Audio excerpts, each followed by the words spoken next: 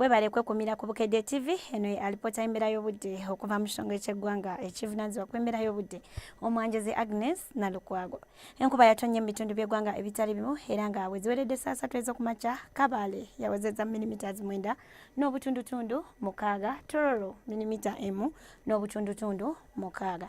Wabula tetula ku kifaananyi kya Ssemugenzi ekyakubiddwa ku Ssemazinga Africa kiraga nti Kinuna mpewo asimbye Kagolomolo ka Mozambique nga nuna empewo empeweevu ezandibadde zikunta nga zidda mu bitundu by'eggwanga ebitali bimu, ssaako n'empewo enkalu ezikunta nga ziyita mu ddungu lya Sahara okudda naddala mu bitundu ebyo eby'omu bukiikakkono ekiviirako ekifu n'enkuba okendeera mu bitundu by'eggwanga ebitali bimu.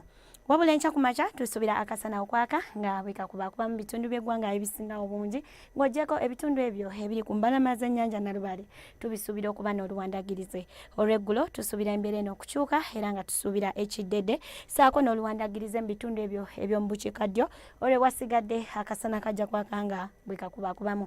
Nga n'ebbugumu era waggulu tusuubira okutuukira ddala ku degrees 31 eyo mu bukiikakkono so nga ate ekibuga ekikulu Kampala ssaako n'emirirwano tusuubira ebbugumu okutuukira ddala ku degrees 27. Ebibuga ebirala mu nsi ekibuga nga Nairobi tukisuubira okuba n'akasana nga kaaka bwe kakubakubamu ssaako ne Cape Town wamu ne London so nga ate mu Chicago ne Lagos tusuubira enkuba era nga n'ebbugumu mu Lagos lijja tuukira ddala ku degrees 3 so nga ate mu Chicago tusuubira obunnyogovu obw'amaanyi era nga n'ebbugumu lijja tuukira ku degrees wansi wa 0 emu.